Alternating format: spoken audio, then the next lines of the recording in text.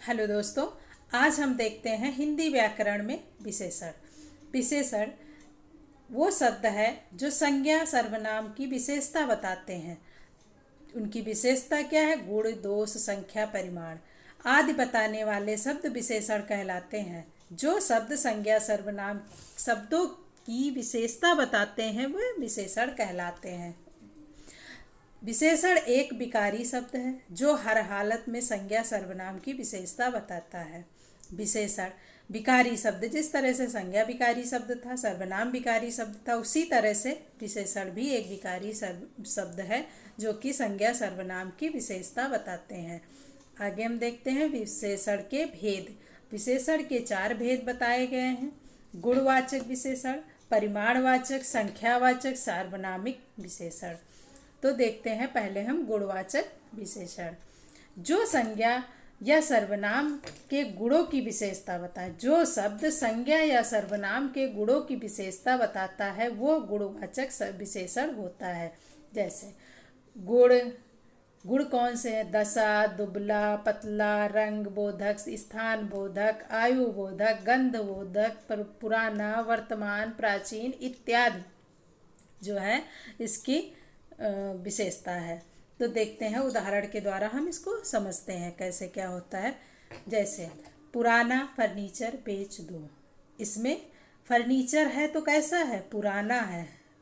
या फिर हम कह देते नया फर्नीचर खरीद लो, तो फर्नीचर की विशेषता नहीं हो जाती, लेकिन इसमें कहा गया है पुराना फर्नीचर बेच दो, तो इसकी विशेषता क्या है कि फर्नीचर पुराना है। चटपटा समोसा है, समोसे की विशेषता क्या है? चटपटा है।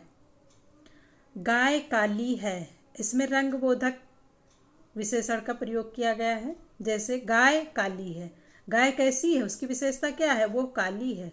पानी ठंडा है, पानी कैसा है? ठंडा है। इस तरह से जैसे इसमें पुराना फर्नीचर बेच दिया गया है तो इसमें पुराना शब्द प्रयोग किया गया है जो कि इसकी विशेषता बतला रहा है। तो आगे हम देखते हैं परिमाणवाचक विशेषण। जो संज्ञा सर्वनाम की मात्रा या परिमाण के विषय में ज्ञान कराएं उसे हम परिमाणवाचक विशेषण कहते हैं। किसी वस्तु का वजन या माप तौल, किसी वस्तु का वजन अथवा माप तौल आदि इसके अंतर्गत आते हैं। इसके भी 2 भेद बताए गए हैं, 2 भाग बताए गए हैं। परिमाणवाचक, ये गलत लिखा हुआ है, यहाँ पर परिमाण होना चाहिए। निश्चित, अनिश्चित। निश्चित में क्या है? जैसे कोई चीज़ है वो निश्चित है, 5 किलो चीनी खरीद लाना, इसमें एक संख्या निश्चित की गई है कि 5 किलो चीनी लेकर आना है। लेकिन अनिश्चय में क्या है? बहुत दिनों बाद आए हो, मतलब ये निश्चित, ये पता ही नहीं है कि कब आप आए हैं। बहुत दिनों बाद कब आए थे ये याद ही नहीं है किसी को। बहुत दिनों बाद आप आए हैं, बहुत दिनों बाद आप आए हैं, इसमें अनिश्चितता का वर्णन किया गया। खाने में नमक कम है, इसमें अनिश्चित है, पता ही नहीं कि कितना कम है। मैं ज़्यादा मीठा नहीं खाता हूँ, अब कितना मीठा खाते हैं कुछ भी निश्चित नहीं है, इसमें अनिश्चित है।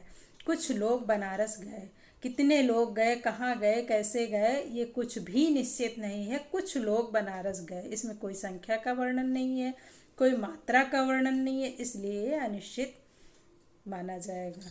इसमें 4 लीटर दूध ले आना, 4 लीटर मतलब ये निश्चित किया गया है कि 4 लीटर दूध ही लेके आना है।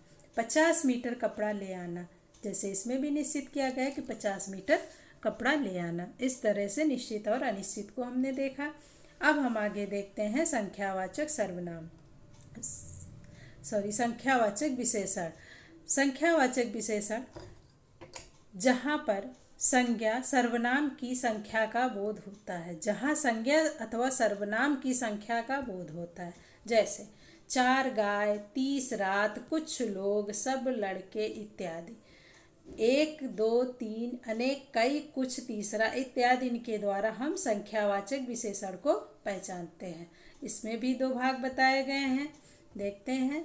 निश्चित में क्या है? निश्चित का उदाहरण देख लेते पहले। मेरे पास 10,000 का मोबाइल है, ये एक निश्चित है कि मेरे पास इतने रुपये का मोबाइल है। 10,000, 5,000, मेरे पास 10 रुपये का पेन है, मेरे पास 25 रुपये की बुक है, 50 रुपये की कॉपी है। इस तरह से मतलब जिसमें निश्चितता का वर्णन हो निश्चित है। श्याम 30 साल का हो गया, ये निश्चित है कि श्याम 30 साल कंप्लीट कर चुका है। 5 लड़के स्कूल गए, इसमें भी संख्या का निर्धारण किया गया है। जैसे ऊपर बताया गया है कि संख्याएं दी गई होंगी, 1 2 3 अनेक कई, इस तरह के उदाहरण, इस तरह के शब्दों से हम इन उदाहरणों को समझेंगे और पहचानेंगे। जैसे 5 लड़के स्कूल गए, इसमें भी संख्या का निर्धारण किया गया है और निश्चित किया गया है कि इतने बच्चे ही स्कूल गए। उसी तरह आगे देखते हैं अनिश्चितवाचक विशेषण। संख्यावाचक के अंतर्गत अनिश्चित देखते हैं। मेरे पास कुछ रुपए हैं। जिस तरह अभी हमने ऊपर देखा था परिमाणवाचक में निश्चित अनिश्चित उसी से कुछ मिलता जुलता है, लेकिन इसमें संख्याओं का वर्णन किया गया है। लेकिन अब आगे देखते हैं अनिश्चित में। मेरे पास कुछ रुपए हैं, मतलब निश्चित में तो संख्या दी गई कि हाँ मेरे पास 10,000 रुपये का मोबाइल है, लेकिन इसमें नहीं दिया गया। इसमें कुछ, कोई, कै इत्यादि शब्दों के द्वारा इसको पहचानेंगे। कोई, कई, कुछ इत्यादि शब्द होते हैं। जैसे कुछ लोग यहाँ आए, इसका एक उदाहरण ये भी हो सकता है, कुछ लोग यहाँ आए। सब लड़के स्कूल गए, कितने लड़के गए ये नहीं पता है, सब लड़के स्कूल गए ये नहीं। इस तरह से कई लोग बाजार गए, कितने लोग गए ये नहीं पता। मेरे घर पर अनेकों पुस्तकें हैं, कितनी है ये कोई निश्चित नहीं है, इसलिए इसमें अनिश्चितता के द्वारा हम इसको जानेंगे। आगे हम देखते हैं सार्वनामिक विशेषण। सार्वनामिक जो सर्वनाम संज्ञा अथवा सर्वनाम की विशेषता की ओर संकेत करते हुए सार्वनामिक विशेषण होते हैं। जैसे ये 4 भागों में विभाजित है: संकेतवाचक, अनिश्चयवाचक, प्रश्नवाचक और संबंधवाचक विशेषण। संकेतवाचक में देख लेते हैं, जब ये है वह, इस, उस आदि सब संज्ञा के शब्दों की विशेषता बताते हैं वो संकेतवाचक होते हैं। जैसे उस कुर्सी को यहाँ ले आओ, एक हम इशारे के द्वारा, एक संकेत के द्वारा, जैसे हमने संकेत किया कि उस कुर्सी को यहाँ ले आओ, मतलब हमने इशारे से कहा कि उस कुर्सी को यहाँ लेकर आओ। उस बोतल को वहाँ रख दो, मतलब एक बोतल है, इसको यहाँ से वहाँ रख दो, मतलब इस बोतल को वहाँ रख दो। ये तुम्हारा बैग है, ये निश्चित है कि ये तुम्हारा बैग है। उन्होंने संकेत करते हुए कहा, इशारा करते हुए कहा कि ये तुम्हारा बैग है।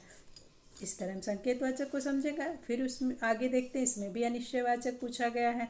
अनिश्चयवाचक बताया गया है अनिश्चितता का बोध होता है। कोई बाहर आया है, कुछ लोग मेरे घर आने वाले हैं, कोई वहाँ खड़ा, कोई, कुछ, कई, कितने, कैसे इत्यादि शब्दों के द्वारा हम अनिश्चयवाचक सार्वनामिक विशेषण को जानेंगे। इस तरह से आगे भी देखते हैं प्रश्नवाचक विशेषण। प्रश्नवाचक में कौन, कैसे इत्यादि शब्दों का प्रयोग किया जाता है।